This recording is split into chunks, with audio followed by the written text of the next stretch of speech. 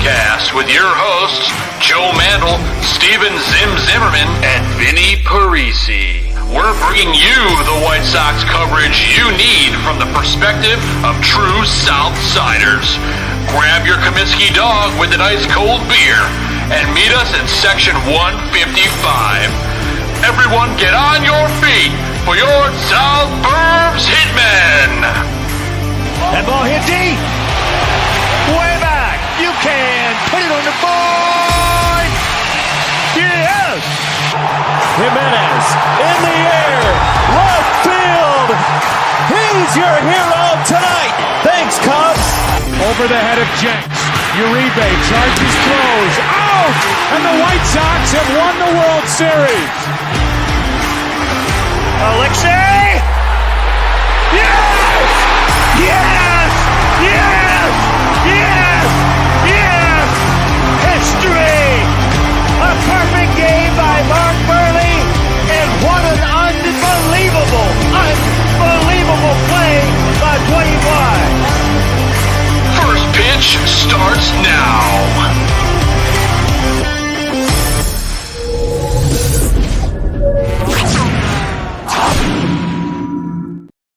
What is going on, everybody, and welcome to another fantastic edition of South Burbs Hitmen. I'm one of your hosts, Joe Mandel, and I'm joined, as always, by my White Sox brother-in-arms. I'm talking about Steven Zim Zimmerman, and Vinnie Parisi is busy covering Game 7 of the Stanley Cup Finals tonight.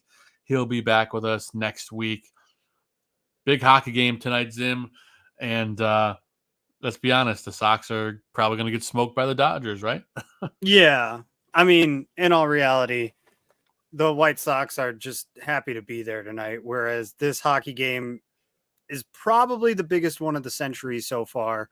You know, we're a quarter of the way through the century, basically. This is easily the biggest championship final that has been had, and maybe the biggest game, period. So understandable for Vinny not to be here. Oilers are trying to do something that's never been done, and the Panthers are, I mean, they're a good team. So yeah, two great teams. And for update for everyone watching the show right now, end of the first period, game is tied 1-1. Oilers versus Panthers, Game 7 of the Stanley Cup Final. Doesn't get much better than that, folks. Yeah, it's everything a hockey fan could ask for. I am jealous that Vinny gets to cover something worth watching tonight, because I know we certainly aren't. Yeah, we're not. And Travis, we appreciate you, man. Great having you back. Yeah, go Oilers. We've been doing good, man. We've been keeping the show going, given the fact that that this team is not very good. So, you know, we're doing what we can do. That's all we can do, right? Yeah, man. We keep on keeping on, baby. Yeah, there you go. My words are a little slow tonight. I'm very exhausted. We are we moved into our house 1 week ago today, actually. Yeah, man. Congrats, buddy. Thank you. Yeah, it's been You made it. hell of a process. We're here. We're getting settled and everything. Yeah. Oh yeah, man. I'm trying new camera angles, so we're playing around with it. Yeah, let's do it. There's just two of us. We can do just the twofers. You know, with three people, you got to keep it so you can see everybody. But with just two of us, you can just plaster our faces across the entire screen. We can do whatever we want. We could do this. We could do the obscure. You know, we can move things around. We're keeping it fancy tonight, folks. Yeah, that's why we're here. But bringing things back full circle, Zim. Again, congrats on the move, and glad everything's going well. Welcome to Iowa, man. Where it's blackout city. We just found out before we go live. Yeah, tell our listeners about this. So literally, just as we were logging on to start the show tonight, I was trying to pull up the White Sox game to have in the background, and it turns out that Iowa is blacked out from everything. For MLB. I mean, not quite everything, but it turns out that because of where we're situated, we are blacked out from both Chicago area teams, St. Louis, Kansas City, Milwaukee, and Minnesota. Wow. I am blacked out from all of those games here. So that is just super cool. Let me tell you. And what's really funny is because of specifically where I am in Iowa is that if I was 20 miles that way, it wouldn't be a problem, you know? Exactly. You got to cross the border, right? That's it. So But yeah, that's wild, man. That sucks. that's it. It's silly, but it is what it is. You know, they're saving me the trouble of having to watch the White Sox. So Yeah, right. PZ saying what everyone else is thinking, that we got faces for radio. It's true. absolutely. Why do you think we do this? I mean, they can't make them much more handsome than us, though. By the way, I got one of those Father's Day hats. Oh, You yeah. can't tell that it's blue with the light No, not at at the all. bottom I of the didn't brim. realize It's actually really nice. I like it. that's clean. Yeah. I like My that. mom picked it up for me from the Sox game, so shout out, Ma. Thank you. But the title of the show, and I felt really good about this one, was Zip-A-Dee-Doo-Dah. That's a really, really obscure reference. I'm sure people know the song Zip-A-Dee-Doo-Dah. It's basically been banned nowadays, but it's really just because Skip Schumaker, the current manager of the Marlins, the rumor came out this week, Zim, that he is in line to at least be the favorite to be the next White Sox manager. He's done it at the Marlins at the end of the year. It's already been discussed. So just throwing it out there to get your thoughts. I mean, what do you think about Skip Schumaker? Yeah, I mean, I liked him a lot as a player. And a lot of these player coaches have been really solid additions. Now, does that mean that Schumacher will be? I don't know. You look at his coaching history, and guess who he came up with? Any random guesses on where he's coached before Miami? St. Louis? Kansas City. Oh, fuck my ass. Yeah, right. Sorry, It's guys. just like I looked that up. I looked that up, and I was just like, "You have got to be kidding me! We can't get away from this Kansas City thing."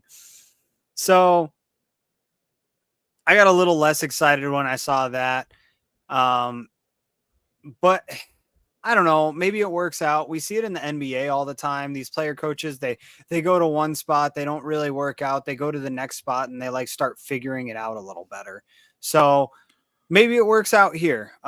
Skip was a smart player. He was. So hopefully that translates into his management abilities. Yeah, I mean, I liked a lot of what I've seen. This is him getting ejected, of course, and it's like tweaking out on me right now for whatever reason with screen sharing. But Yeah. I like that he gets fired up. I love that he's a guy for his players. And I mean, I like it best said by PZ. Can it be any worse than Pedro? I don't think so. well, that's just it. Like, you can't get any worse. So the guy at least gives a shit. Like, it feels like Pedro doesn't even do that most of the time. And, you know, if we're lucky, maybe he'll bring Berger and Anderson back with him, and we'll actually have something worth rooting for. Because, I mean, this team is so unlikable and so untalented, and that's the big problem. Yeah. Oh wow, look at that! I totally screwed that one up. That's a weird combo right there. It's like a couple shot. I'm playing around with the camera settings, but no, I agree on Schumacher. You know, I like him out of all the shortlist names that are out there. Obviously, the Marlins are really underachieving right now too, but I believe he's a year removed from being manager of the year in the NL. I think that was last year. Let me double check that. Yeah, because the Marlins wound up significantly better than people expected last year, in part due to a pretty decent trade deadline that they had. So, yeah, he was a 2023 NL Manager of the Year. Yeah, so he did great with what he had. And then this year, I mean, the Marlins have a flurry of problems. Pitching health is one of them. Consistency is another. He could leave Tim there as far as I'm concerned, but he'd bring back Berger, but he's under control for 4 more years after next year, so that's probably not happening. No, that would be silly. In all reality, as long as he can handle the day-to-day, as long as he can put together a 1 through 9 lineup that makes sense and get the guys fired up, get them excited to go out there and play. It doesn't seem like that's happening right now for this team, so... Yeah, for sure. It's been interesting to say the least. But I mean, I wouldn't hate the move. That's for sure. I'm interested to see what they do if they let Pedro finish out the year, because I sure wouldn't. But again, they have nothing. It's not like they're going to get any better with him. But it's more about the message. I know we've talked about this already. But if it were you, Zim, would you let him finish the season? No. No, I really They wouldn't. got 21 wins and it's June 24th. That's just it. You're setting. It's the same thing I've been on about for the last 2 years with this team. There's no accountability for any of it. You're setting this precedent that it's okay to be bad, and like it's not. Nobody wants to be bad. That's for sure. That's it. You're a professional sports club. You should want to win. You should want to compete at the very least. And they seem perfectly content to just roll over and get the shit kicked out of them on a regular basis. This is true. And they're putting up a fight tonight. Of course, Crochet's gone 4 scoreless against the LA Dodgers, which is amazing. Only going to help his trade value, which, again, whether or not you want to trade him or not, if he shuts out or pitches well against the Dodgers, that's certainly going to help things when the deadline's a little over, less than a month away now, right? Just about. Let me look just it up. About. MLB. I want to say it's about 6 weeks away. Let's see. Trade deadline is July 30th. So, yeah, it's a little over a month and change. That's about 5 weeks away. Yeah, I was off. I lost an entire week of my life in this move. Please forgive me. It's all good, man. So many trades happen around the All-Star break that I've always thought in my head that the All-Star break was the deadline, but it's actually 2 weeks later. It is. The All-Star break is just convenient for everybody because a lot of guys are in the same place at the same time. Right. It's easy to congregate. You also have 5 days off from games for the All-Star break, which makes it easy to focus on things that aren't on the field. It's a good chance to sit down with your managers and, for upper management and lower management to sit down together and start hashing through things. What is working, what isn't working. Are we going to make the postseason? Are we not? How are we going to attack it if you think we can? Again, it's your annual review, your midterm review. How's that? Well, that's like if me and you had our jobs and we have our quarterly or half year review, right? And like you had like 100 things to do and you only did like 3 of them. That's Pedro. How do you not get fired? That's the thing that like I've always complained about with particularly with umpiring and officiating in general in most of these sports. But like as far as performance goes in these leagues, like you have expectations.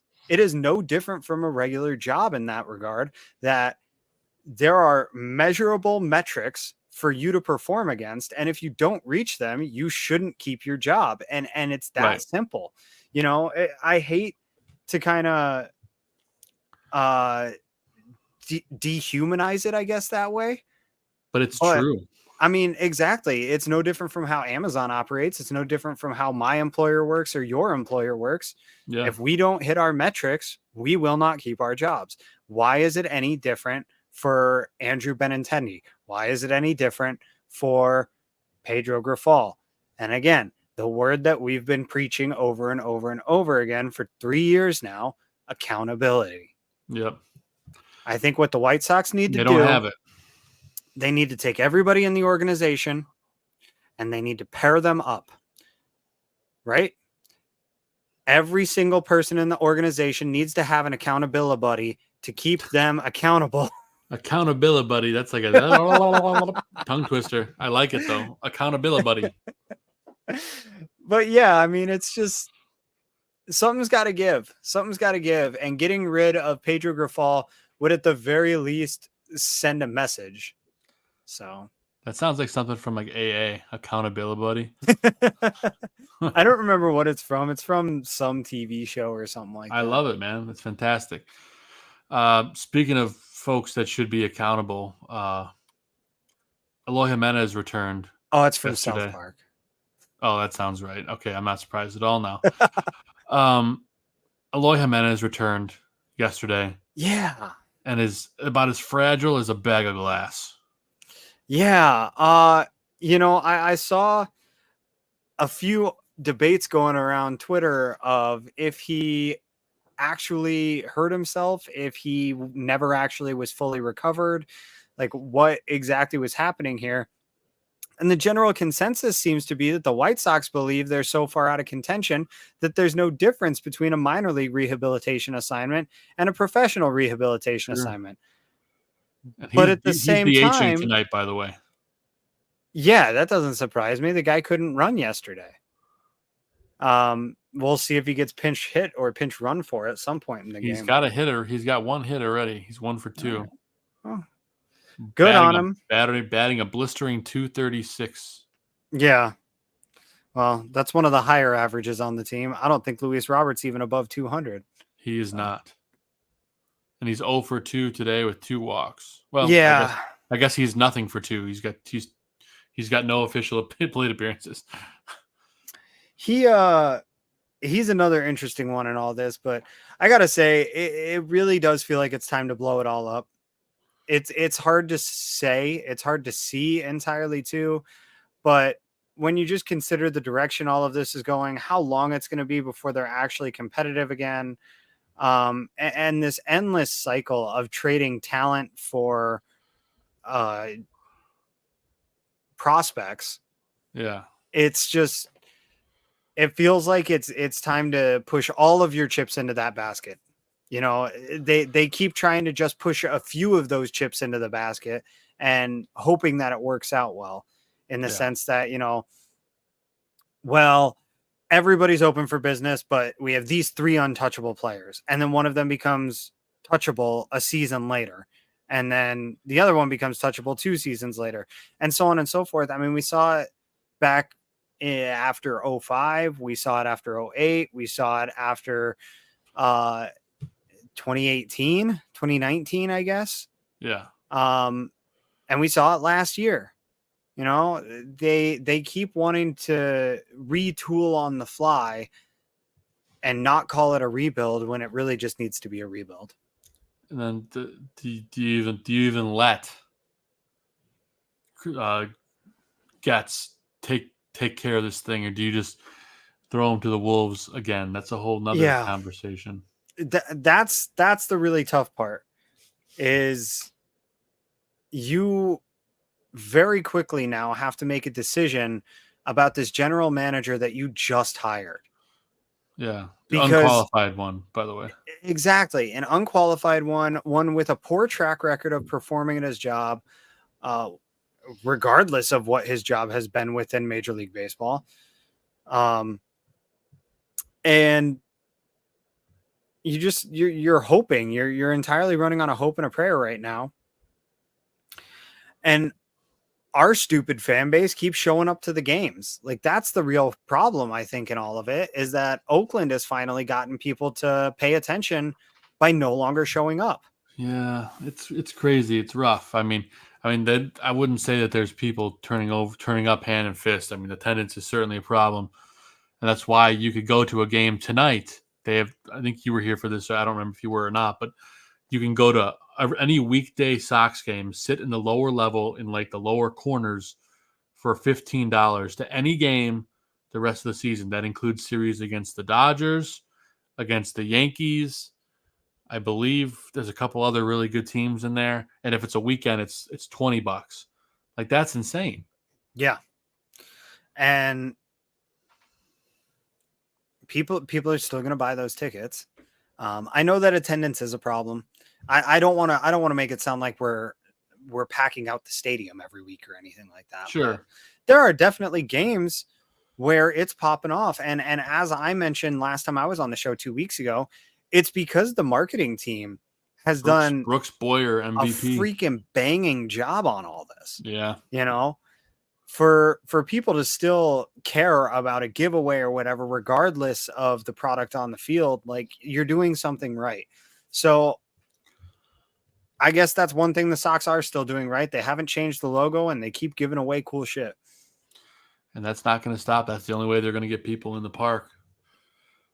They've announced several new dates there's going to be special tickets. There's a Star Wars Day coming up in August.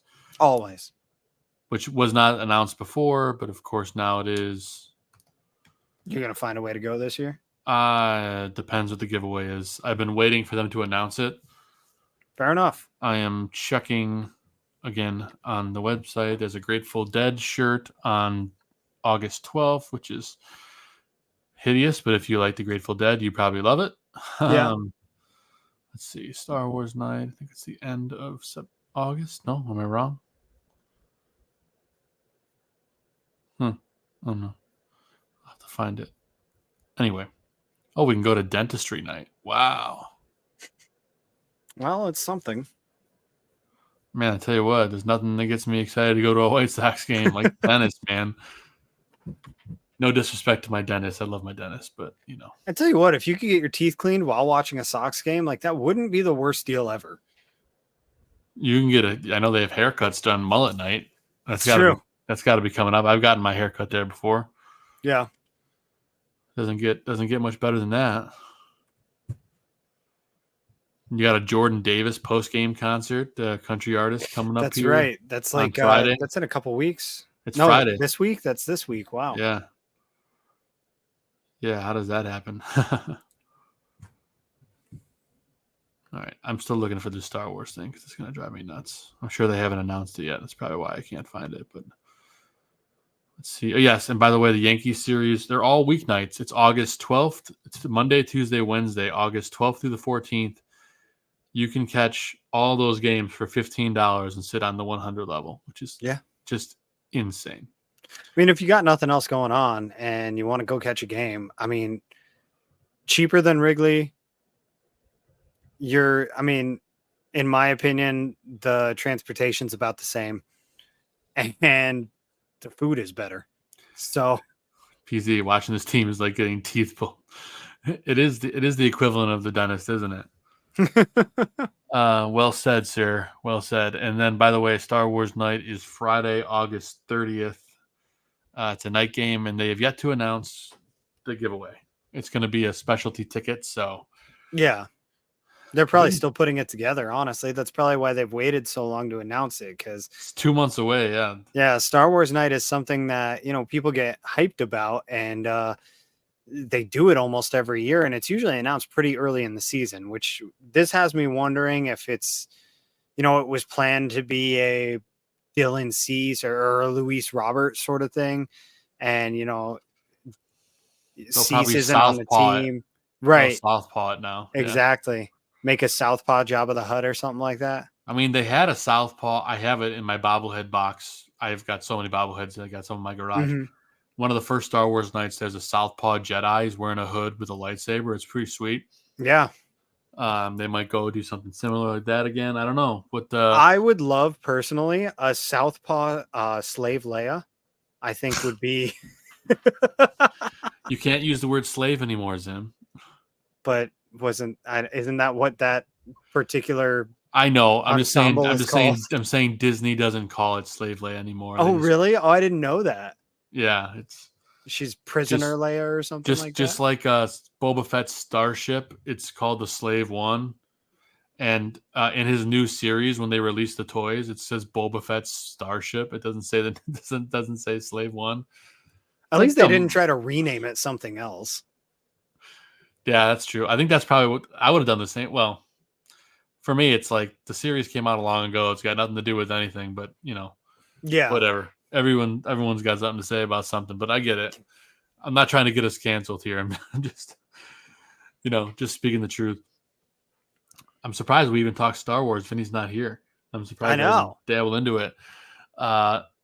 Last year they announced it a little bit before this, like it was a mid-season thing because it was TA. Actually, they didn't. Right. I didn't know until the day of. Like the whole thing was marketed as a. Do I have it? I know I have it around here somewhere. Yeah, here it is. Hold on, I gotta take my headphones off. No problem. So the whole thing last year was marketed as just a Mandalorian bobblehead, right? Right. But And then then it was actually Tim the Anderson. day I got there, it was Tim Anderson, and it's a removable helmet with TA. Yeah.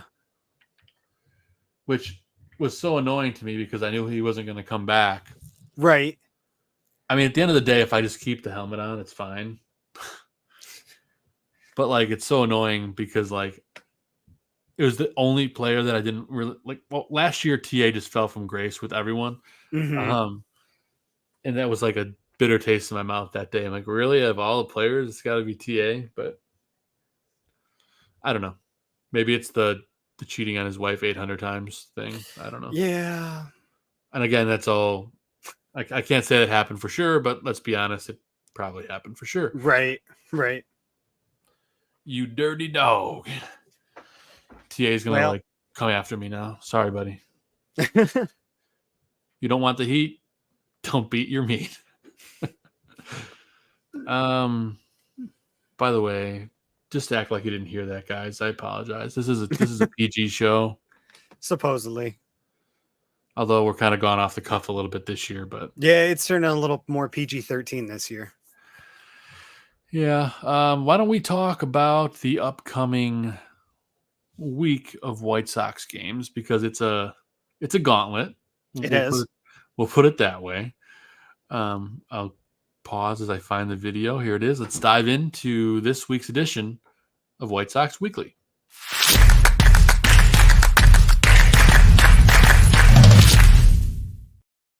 Ah, yes, White Sox Weekly. We'll take a dive into the schedule ahead for your White Sox.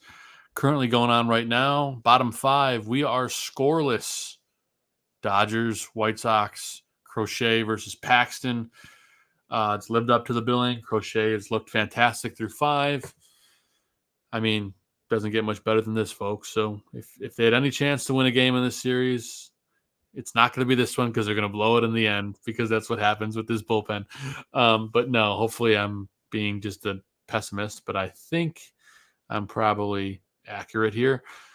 Blistering 21 wins for this White Sox squad. The Dodgers have 21 plus 21. They have more than double the victories of your Chicago White Sox. And we are, how far are we into the season? April, May. We're about 3 months into the season, and we have 21 wins. It's very sad. So we'll see what happens in this game. But tomorrow, you got Bobby Miller against Chris Flexen.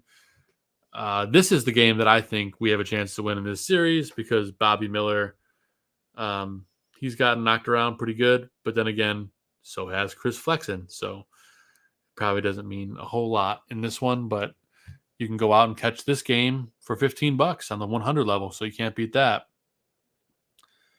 Then you got Fetty, our biggest, arguably one of our bigger trade chips at the moment, because he's been so fantastic, going up against Gavin Stone. I mean, the battle of the 3 ERAs, man. I mean, these two guys have been fantastic all year long. You know, Fetty got the higher strikeout total between the two, but, you know, Gavin Stone, look at that. He's got 8 wins, and it's not even July 1st. This guy's on pace to, you know, potentially win 16 plus games. So you got to give it to that guy. He's been playing well. He's got a great team around him. Again, not a filthy guy with his strikeouts, but this is probably a bad comparison for White Sox fans, but Gavin Stone kind of reminds me a little bit of Mark Burley, but with a little bit more strikeouts. I don't know. Potentially my thoughts. And Zim, sorry, I missed your... Oh, sorry. You already did it. My bad. Zim's like, I'm going to adjust my camera. I'm like, okay. I could have took him off screen, but I missed it. That's what I get when I start talking about nonsense. But this is the game. This is like the marquee matchup of this series, I think. Well, outside of the game going on right now. If Fetty has another great performance here, folks, I don't know if he'll survive as a member of the White Sox team another week after that. Because if he can shut down the Dodgers, folks are going to really want this guy. So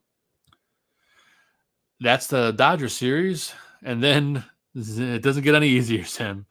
Then we have to go play against the Braves. Actually, is this a makeup game? Yes, this is the one makeup game. It's a single game in the middle of all of this. In the middle. Charlie Morton, the ageless wonder, going up against rookie phenom Drew Thorpe, whose ERA is a little high because of the one game that he got shelled. But outside of that start, he had 2 really good starts. I am surprised he's only got 9 strikeouts through 3 starts. But again, he's been efficient in 2 out of the 3. Excited to see what he can do against Atlanta. That's going to be a good game. You could probably get tickets to it again. That's another one you can see for cheap. So go check it out. And then, Zim, they get to play your favorite team, not your ex-favorite team, the Colorado Rockies, who are somehow better than the White Sox, but not by much.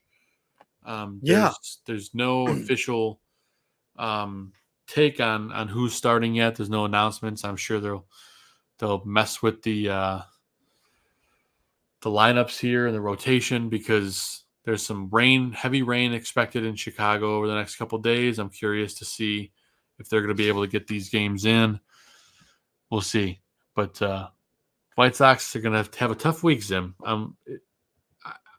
Colorado is a winnable series, but I still have a hard time believing that we're going to be at 25 wins by the time we come back and do a show next week. No, probably not. 25 seems like a long shot.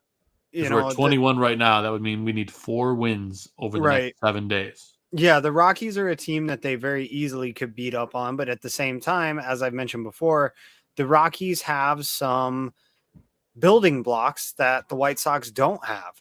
And that's the difference between bad teams and terrible teams, Excuse me. The White Sox are not building anything. So it seems they are still in teardown mode, whereas the Rockies are starting to put some of these pieces together. I've mentioned them before, but they've got like Tovar, they've got Jones, they've got a couple other young guys that I can't think of off the top of my head, but they're not that far off compared to the White Sox. That's it. The White Sox feels like climbing Mount Everest to get them to a competitive point, whereas the Rockies feel like the 20 what year are we in? 24? They feel like the 2023 Bears, where they're not a good team, but you see the flashes that you're like, yeah, these guys they've got talent. Yeah. I like that comparison, Jim. Now, the Dodgers probably aren't going to draft Caleb Williams next year, but I guess you never know. Right. Well, and that's the thing, the Rockies are gonna have some work to do to get to that point. And they are notorious for doing similar things to the White Sox in the sense of right when they start getting good, their core implodes on itself, either through injuries or age or trades or whatever. Yeah. But hey, it's fun. It's a fun ride, at least. It's more fun than watching the White Sox. I've watched both those teams closely for years, and one is definitely more enticing than the other. And one definitely is better marketing than the other. Yes. Boy, the Rockies are marketed like crap. Yeah, I'm not surprised. They don't have much competition besides the Avalanche, though. Well, I mean, if you look at the maps of the major sports cities in America, the Rockies are in the middle of a wasteland. There is nothing around for hundreds of miles in every direction as far as major sports teams go. Some of the closest teams are Salt Lake City, which doesn't even have a baseball team. And that's a 8.5 hour drive, if I remember right. The next closest is like Kansas City, which is like a 12-hour drive. Is Chris Bryant still riding away for the Rockies? Yeah, he sure is. People still buy his jersey all the time. Well, he's probably the most well-known name. Yeah. On that. Well, I don't know anymore. I don't know enough of those guys. Nolan Jones has become really popular out there. Out there where you're old, here. I don't know, man. I never leave the house either way. Seems like I don't know where I am anymore. Leave me alone. It doesn't matter. If I got a place to work, that's all I care about. Yeah, no doubt. Well, Zim, we're going to dive into this week's guaranteed take. talk about the guy pitching tonight for your White Sox. So let's dive into our hot topic conversation and this week's Guaranteed Take.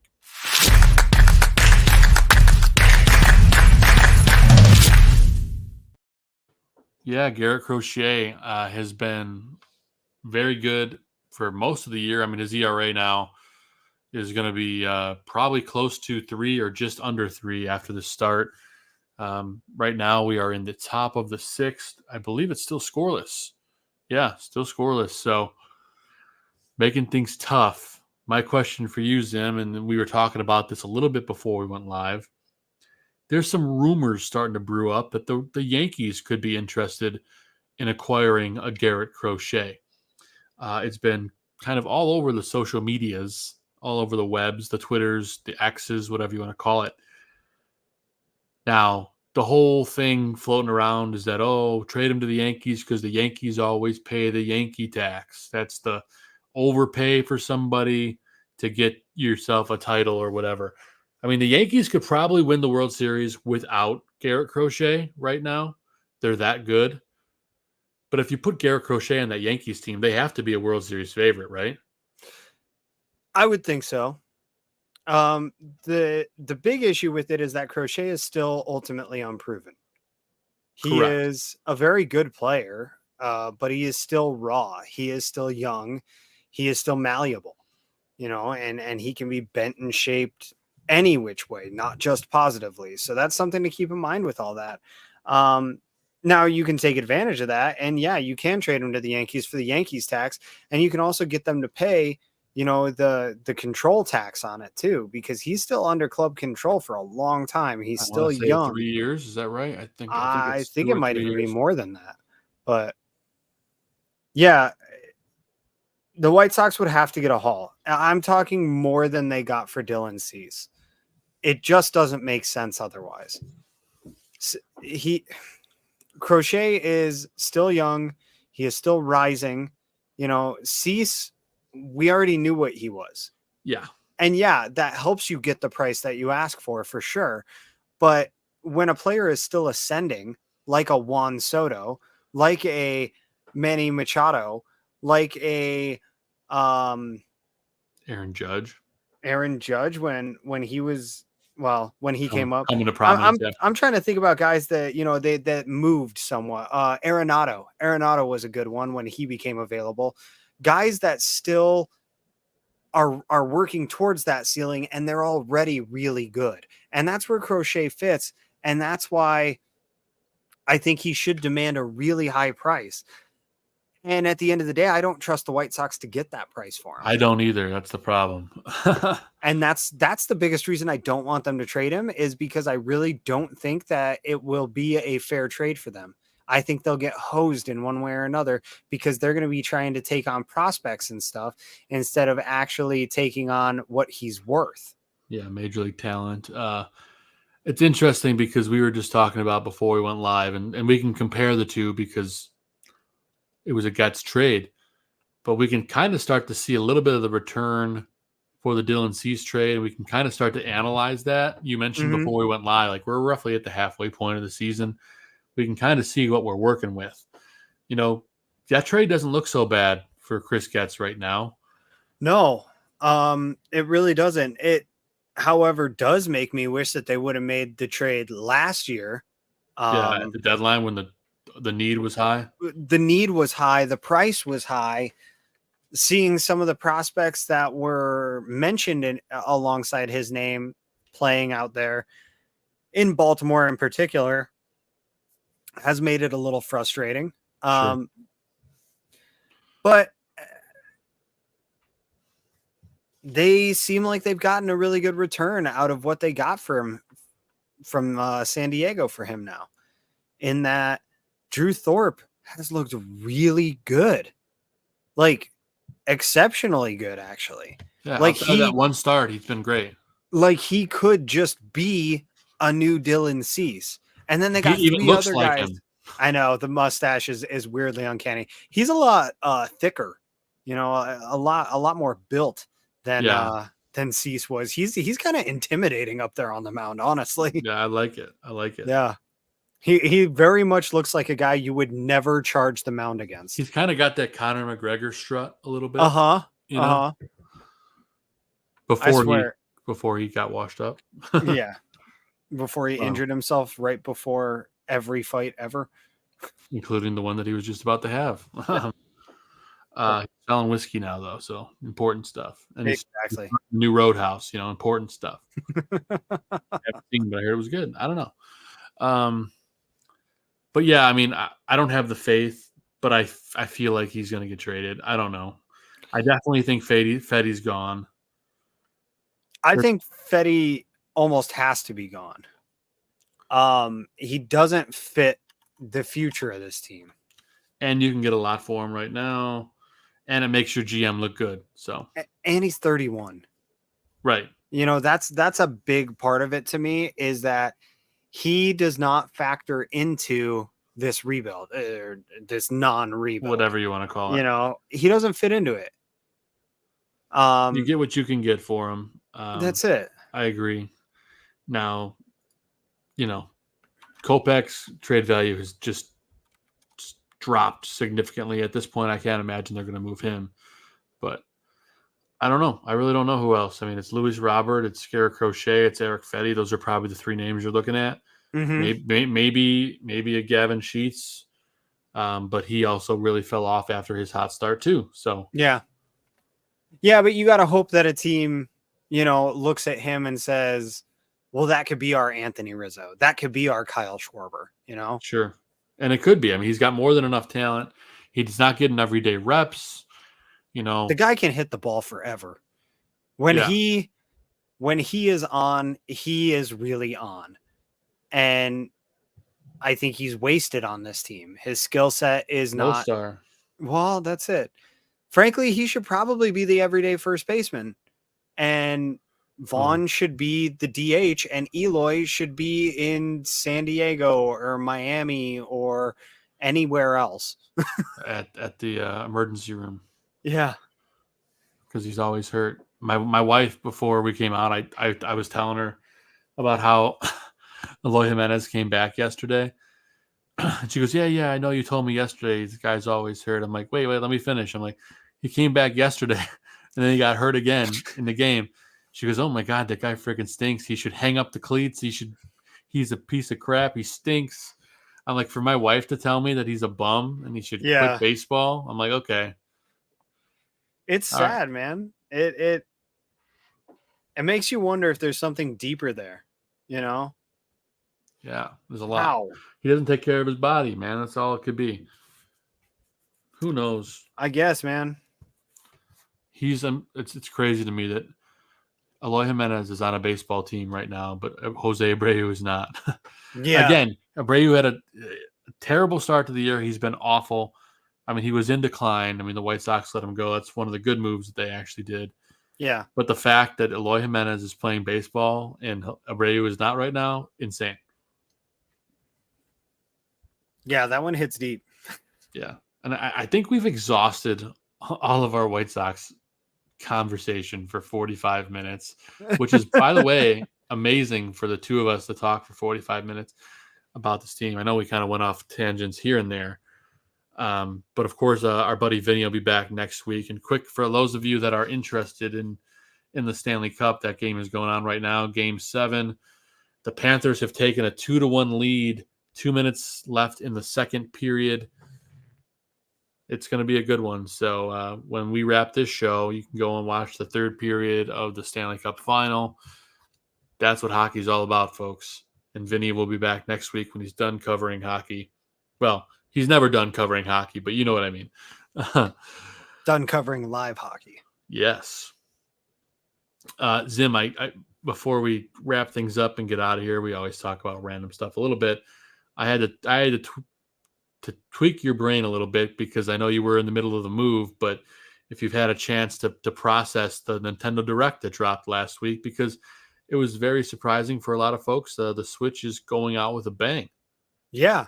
It doesn't surprise me. The Nintendo Switch is the best-selling game console of all time, if I remember right. Or maybe it's second to like the PS2. I think it's close right now to leading. Yeah. So at any rate, it wasn't really all that surprising to me because we knew that they weren't going to announce anything about a new console. And Right. so for them to hold a direct and for all of us to know that there's going to be a new console and for them to not talk about it, it better be a banger of a direct. Yeah, And it was. was. And I wouldn't be surprised to see a Pokemon Presents sometime in the next 3 weeks as well as a follow-up to that to keep drumming up hype to really send off the Switch with a bang. Yeah, and then once the Switch 2 is announced or whatever they want to call it, you imagine there'll be a lot of new things for that too. But the tail end, I mean, we don't have to go super in detail on it, but the big moment, well, there's a bunch of them, but the biggest moment was at the end when they announced Metroid Prime 4. Yes. And they dated it as 2025, which of course probably means, and again, I want to get your thoughts on this too. Mm-hmm. It's going to be a cross-gen release, kind of like what they did with Breath of the Wild for the Switch and the Wii U. So I wonder if you think that's the case. Do you think that trailer was running on the Switch? Do you think that trailer is running on some hybrid right now? I'm curious your thoughts. I didn't actually get a chance to see the trailer. I just saw the announcement. So I would be curious to see if it is in-game footage or not. Because if it is, you just have to hope that there's a reason it took them so long to make the game. Yeah. I'm hoping that Nintendo as a whole has learned from what happened with Pokemon last year, releasing a game that was not ready. Technically bad. Yeah. The game itself is fun and the storyline is excellent, but the technical aspects of the game are garbage. And it really turned a lot of people off from it. So that's why I say you've got to hope that they took their time with Metroid 4. We've known that this game was coming for years. So it's really put up or shut up with it. And they know they're going to have a pissed off fan base and people are going to, oh, Nintendo did it again, regardless of, who the developer is, who is actually branding this project. Because it's an exclusive, ultimately Nintendo has the final say so on it all. Yeah, I will tell you, I saw the trailer. I think it looks like it's running on a Switch. But if you think about it, they have a lot of time before 2025. It's probably going to be, I'm assuming it's going to be holiday or summer 25. Yeah. So you're already looking at well over a year more development time. I think whatever they have, it could be a straight Switch 2 launch. I doubt it, but I think whatever they have, they're playing it on a Switch. You can go back, you can go and look at it after this. You know what? Screw it. I'll pull it up. Yeah, I mean, I tell you, while you're pulling that up, it makes me think that not only is this year going to be big for the Switch, but whatever new console they come out with next year, I think it'll be really similar to the Switch in the sense that there won't be a whole lot of games at first. Right. But then holiday 2025, we're going to get smacked over and over and over again with some new games. I wouldn't be surprised to see a new Mario Kart. We're going to have this new Metroid coming out. There's going to be a new Pokemon game coming out. Metroid and Mario. Pokemon You can book alone, a new Mario for sure. There will 100% be a new mainline or RPG Mario style game. So yeah, this does look like it could be Switch. I will agree with you in that. I think it's a really polished up Switch version right now, but I could easily see how they could upscale this for the new. Exactly. Because it looks amazing for what it is. The thing to keep in mind is that Nintendo has never blown us away with graphics or technology or anything like that. They've been different. They've been unique, but they have not been cutting edge by any means. So that's something I think for all of us gamers to keep in mind through all of this is that, excuse me. No worries. Nintendo's going to deliver in Nintendo's way. They're not going to come out here and compete with the PS5 and the Xbox Series and all that kind of stuff. Yeah. And I mean, really at the end of the day though, no matter what the new system is, it's going to be a huge leap forward compared to what we have right now. Exactly. Because like, I mean, you and I both know that like a Switch is basically like the processor that you have in a phone, right? Like a NVIDIA chip. And yeah. Let's see. I used to know this off the top of my head. I had assumed that you did, but I know you usually do. Yeah, but this is running on a 1.02 gigahertz CPU, which for anybody technically savvy, they understand that's not very good. But I mean, to put it in perspective, the PS5, I believe, is about 3.5. Yeah, 3.5 times that. yeah. So there's a lot of wiggle room in there. You know, the memory that it's running, it has a really low memory considering what That's why modern load consoles times are high. Yeah, exactly what modern games require in order for that. I vaguely remember something with the GPU on it. It's of course an integrated one. But regardless, the bottom line in it all is that this is a 7-year-old system. yeah. This turned 7 back in March. It will be 8 before the next console releases in all likelihood. So to keep all that in mind, it's actually running pretty well still. It runs well. The games are polished and clean, aside from Pokemon, like you talked about, the latest one. The big couple heavy hitters in this direct. They opened up with a new Mario and Luigi, which has a huge fan base. New Mario Party. They had announcement, a bunch of remasters on a handful of different things. I think something Attorney at Law, Ace Attorney or something like that. People really like that series. I never got into it. New Zelda game. Zelda. It is the first game where you play as Zelda. So yes. Again, killer direct. Interesting to see. There was other announcements too. I'm losing my mind. Zelda 4 Swords coming to Switch Online. Yep. And then all the Metroid games are out. Yep. That is a big one to me. You want Tooch wants an Elder Scrolls VR rig. Here you go. You can play Elder Scrolls VR on your Oculus too, man. Yeah. These things are like $100 right now. Hey, he lives in the same state as you now. I know. We're like 2 hours away. We were talking about getting together and driving down to Kansas City for Bears preseason game, but we'll see what happens. Tooch is like, could I come play VR Skyrim, please? Dude, absolutely. I'm gonna for sure bang it out in here. Like I bought it on a Steam sale years ago because I was like, I'm not gonna get. It was like right after I first got the Oculus, and I was like, I'm not gonna buy an Oculus and not play Skyrim VR. And like I made it through the tutorial, but I was living in an apartment at the time, and I was really like, I don't feel like I have the space to do this. And then, we were living with my family the last year while we saved up to buy this place, and I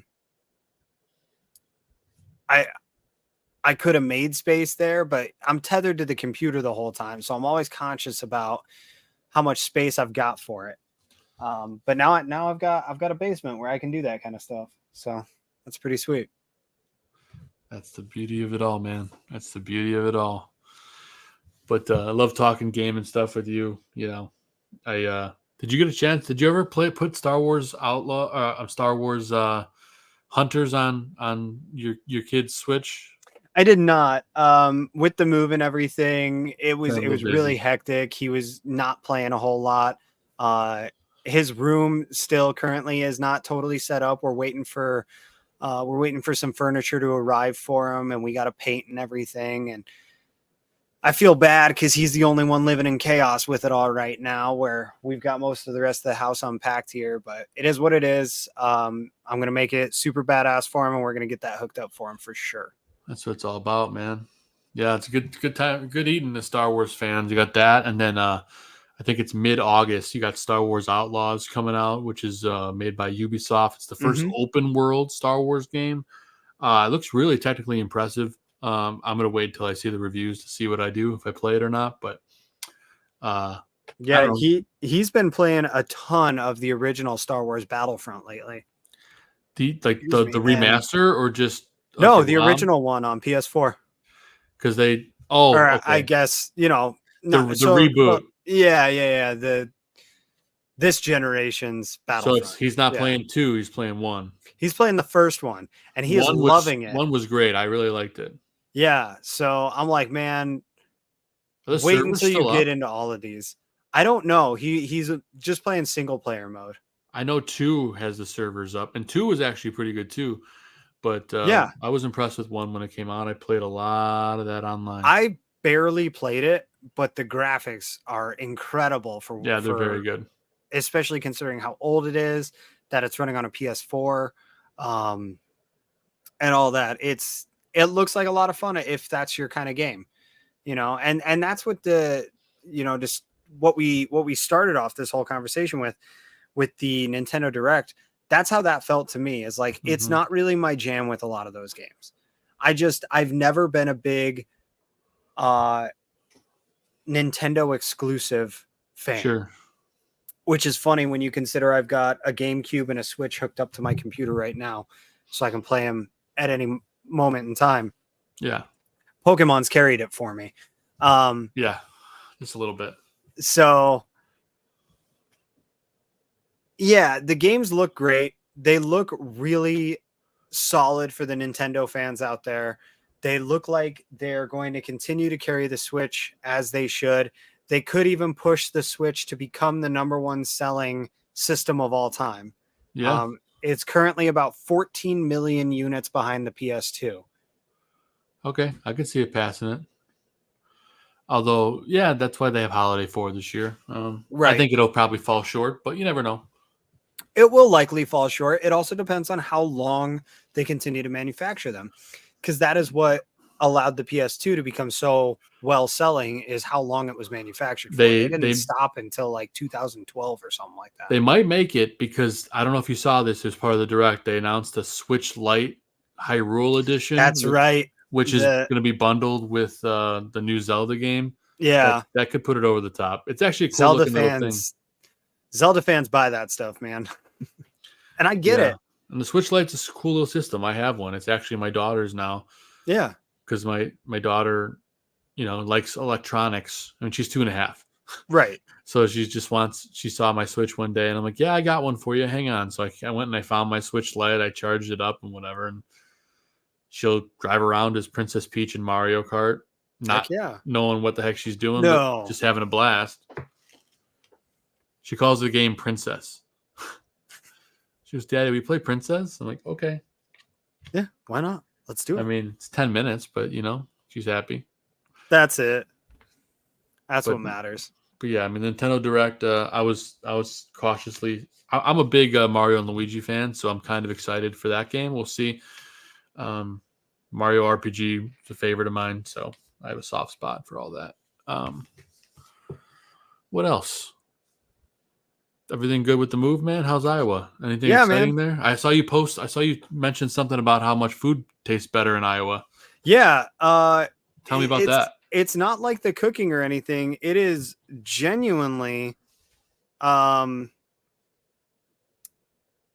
it's the altitude, right? Up in Colorado, there's less oxygen in the air, and like you genuinely can't taste things as well. It's not aerated properly as you eat.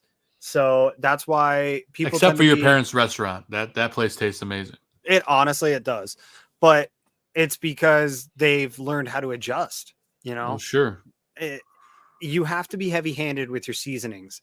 You have to add something to almost everything. It feels like, whether it's, cheese or chili or hot sauce or something, and, it's totally normal. It's not uncommon at all for just half of your meals to be covered in green chili. Of course, it's a person to person kind of thing, right? Sure. It varies depending on what you like, but I was genuinely surprised that I got down here and every single meal, I thought it would wear off after a while. No, every single meal just tastes better because there's more oxygen. My body is processing it better. You're like Turns a fine out- oiled machine, baby. I mean, turns out lowering yourself 5,000 feet in altitude makes a big difference.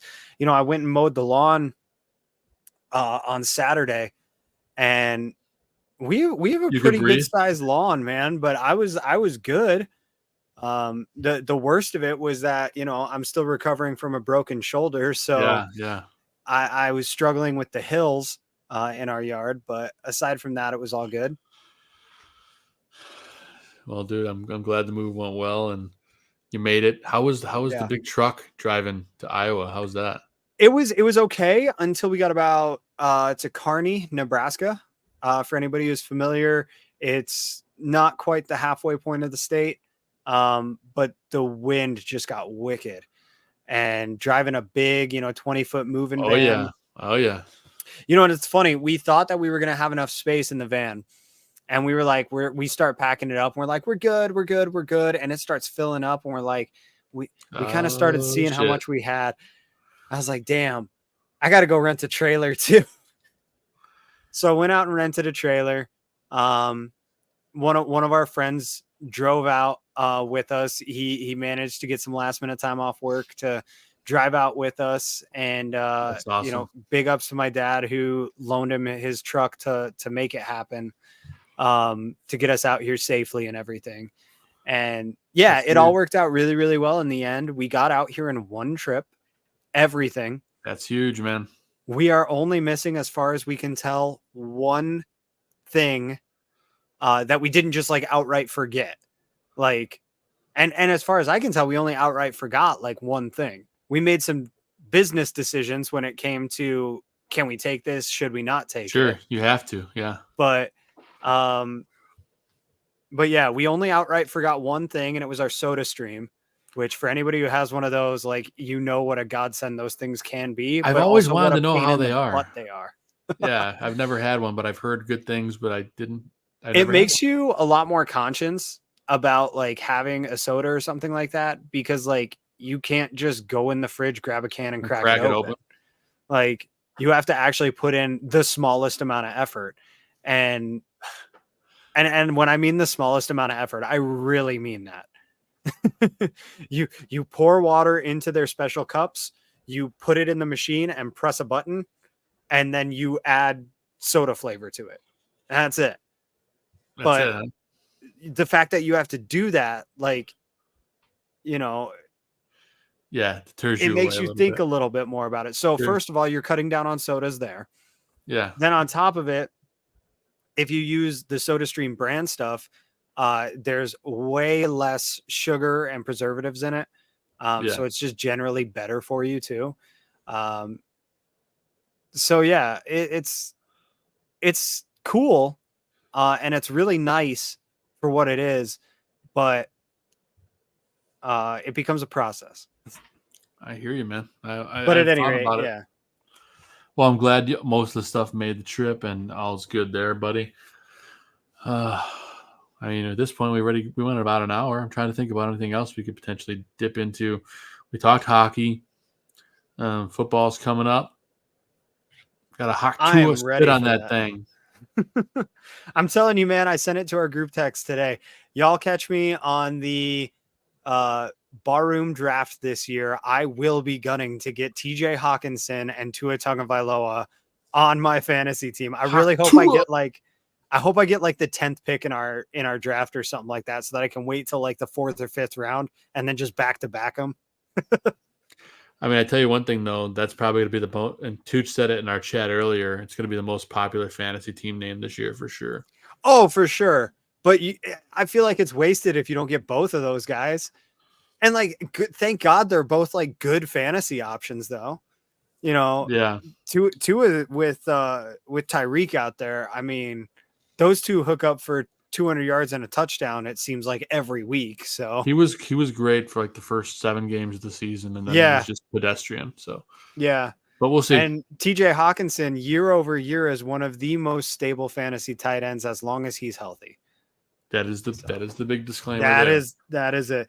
And I tell you, Sam Laporta looks like he might just step in Detroit and like he totally could just be the next Hawk, which is totally I mean, he was great last year. If you can't tell, I'm fired up for football. I've been sitting here stumbling over my words all night, and then we start talking football, and I just like came awake, man. He's fully erect now, folks. But no, I mean, we're not that far away. I mean, June, July, August. Yeah. We're 2 months away from training camps. Well, from preseason football, for that matter. Yeah. Well, like I said, I'm definitely planning on driving down to Kansas City to see the Bears Chiefs preseason game. Nice. Tickets are pretty reasonable. And it sounds like the whole family wants to go. So I think we might make it a family trip. And it's a Thursday night is the only downside. So we're all going to have to take the next day off from work and school and stuff. But hey, man, it's not that often you get to go to Arrowhead. Well, and watch the Bears. What about the off chance? You know, it's the third preseason game. What about the off chance that we see Caleb Williams versus Pat Mahomes, and like it's the first time they ever meet, and then Caleb becomes what everybody thinks he's going to become, and you know, you were there. It could be something for the history books. I hear you, and again, they'll probably, who knows how many series. I hope Caleb gets some series. I don't know, but either way, it's going to be exciting to see. So looking forward to that. I'm sure you are, man. Yeah. We're ready for football. Of course, we'll be getting you ready for fantasy football season here, probably mid to late August, getting you ready with Fantasy Football Goon, myself, the Tooch, John Santucci, who was here in the chat, Adam Shawm, and then our buddy Zim here has made multiple guest appearances over the past year on that show, so I'm sure you'll probably see him again, whether it's on some draft preps. He'll definitely be on the draft show. Always on the draft show. And whenever we do that, so I'll have to schedule that out, because coordinating with everyone in the bar room is sometimes the biggest nightmare to ever get that thing assembled, to get people in the league. People quit. People are no longer wanting to play. People don't want to pay $25.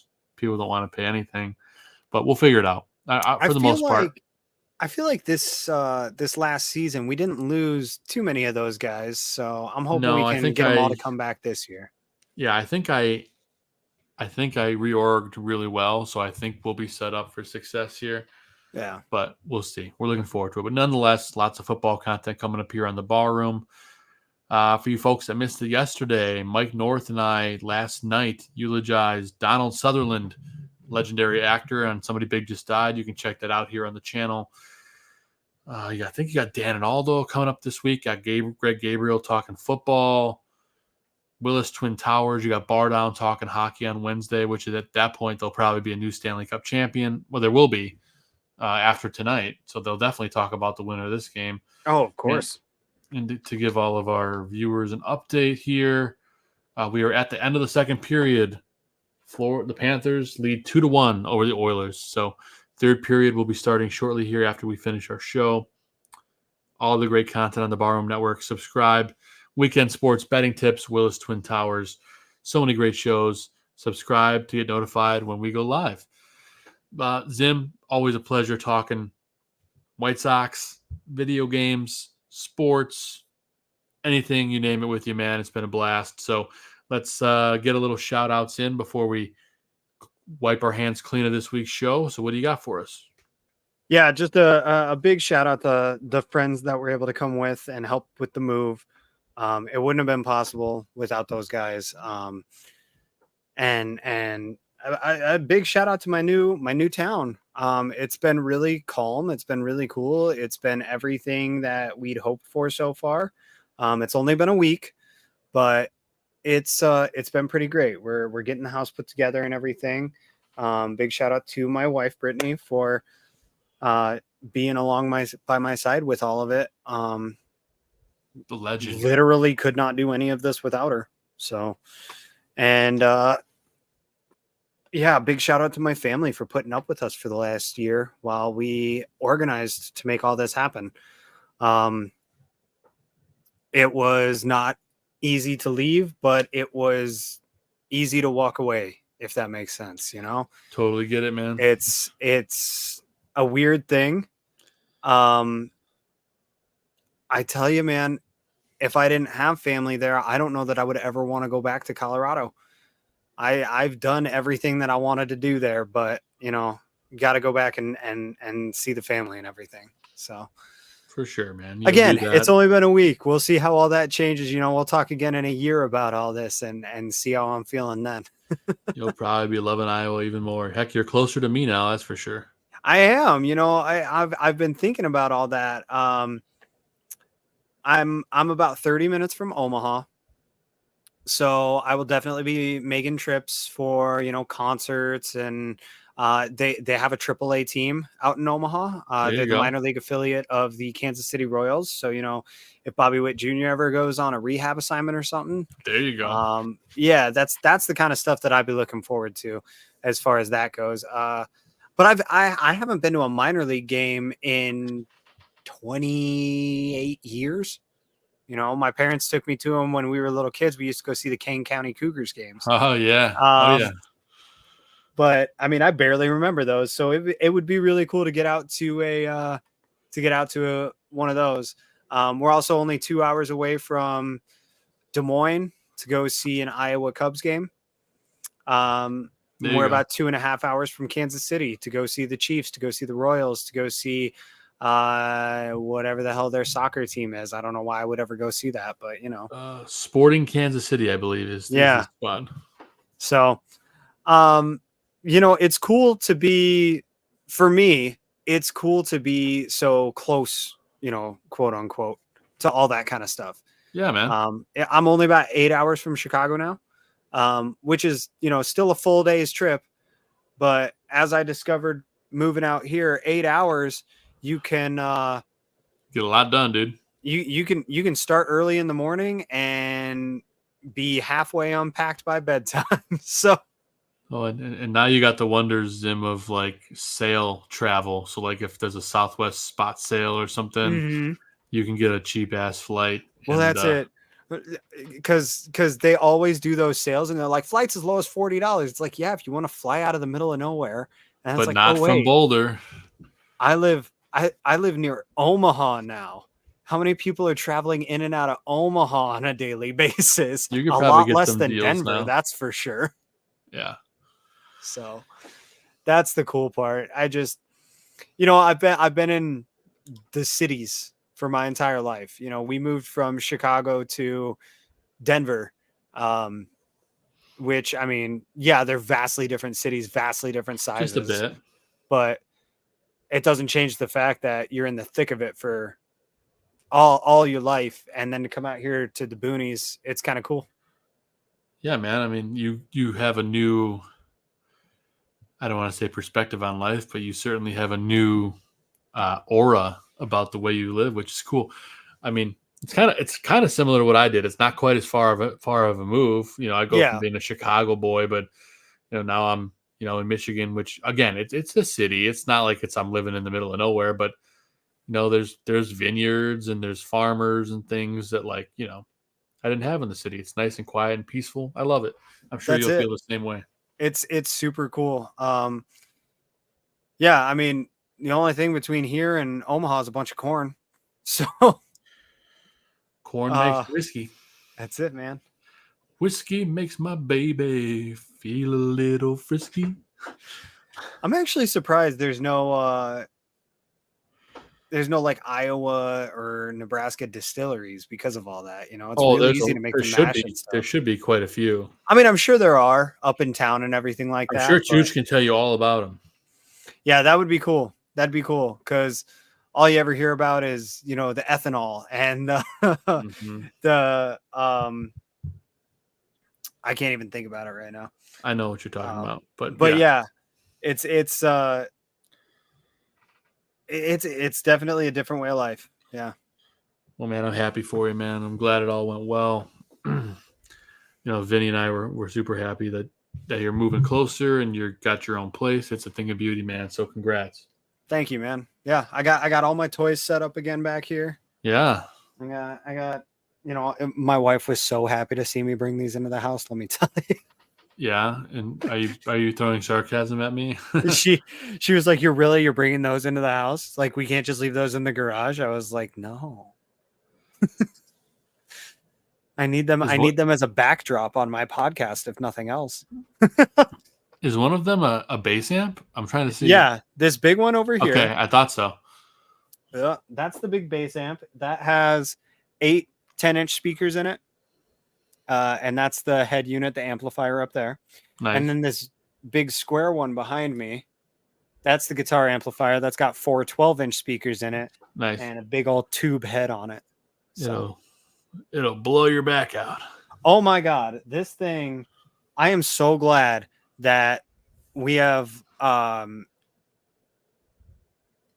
so this basement that I'm in, it's walk out to the garage. So loading those things in here in particular was so easy because it's basically a walk out. Didn't have to go up the stairs. You got no to go down. stairs, no stairs at all. it was great. You're like, okay, that's good. So yeah, well, awesome, man. That's exciting. So yeah, shout out to Zim and his family for making the I've move. yammered on long enough on my tangents about everything I'm excited for. I will pass the mic. And You're good, buddy. You're good, buddy. I'll do since he's not here, I'll do a shout out for Vinny. Couldn't be with us, but he's watching something far more exciting than us in Stanley Cup Game 7. Of course, he'll be covering that for all his avenues. So shout out to you, Vin. We'll see you back next week. We'll be at full capacity again. I'll give a shout out, of course, as always, to my beautiful wife, Catherine, who's carrying our second child right now and going through all that. So I'll give you nothing but respect and love, baby.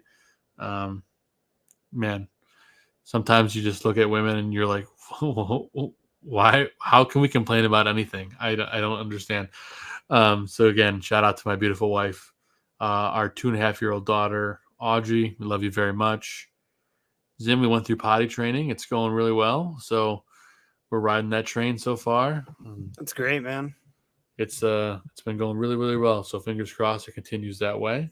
Yes, the smallest disturbance can completely off track it. So just stay consistent, man. That's all I gotta say. Yeah, we've been rocking it for about a week and a half, so we'll continue. But it's been awesome. So love that. Shout out to my Great Dane Maverick.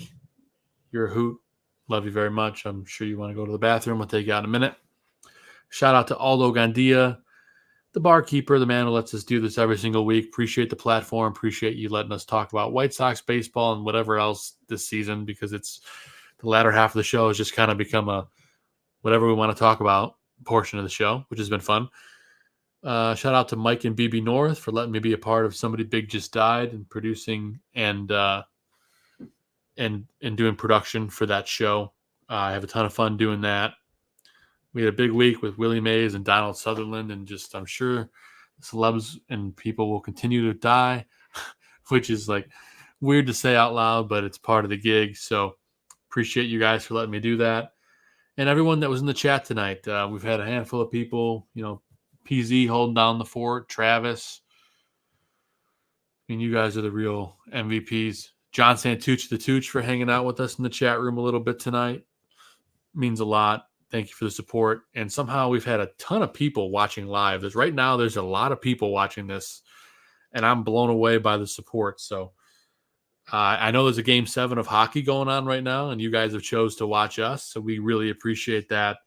If you're watching the podcast version, we still appreciate you. I'd be watching Game 7 if I wasn't doing this show. I'll be completely honest with you. And I probably will be watching Game 7 here in just a little bit. So 15 minutes left in that game. The Panthers currently leading the Oilers 2-1. So tune in. That's going to be a barn burner finish.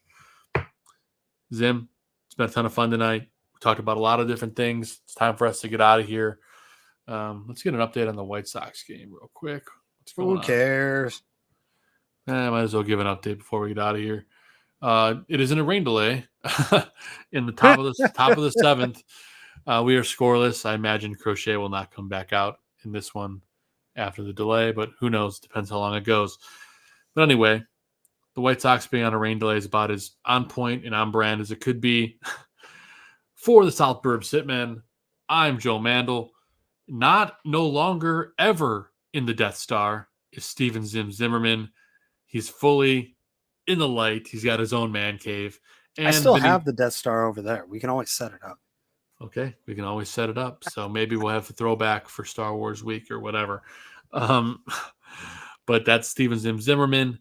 And our other co-host, Vinnie Parisi, he'll be back next week covering hockey right now. But thank you for tuning in. They may stink. We may complain about them for 45 minutes. But at the end of the day, they got a sweet logo. They're our team. We always wish the best. So no matter what, even when it gets tough, go White Sox. We'll see you next week. Thanks for tuning in.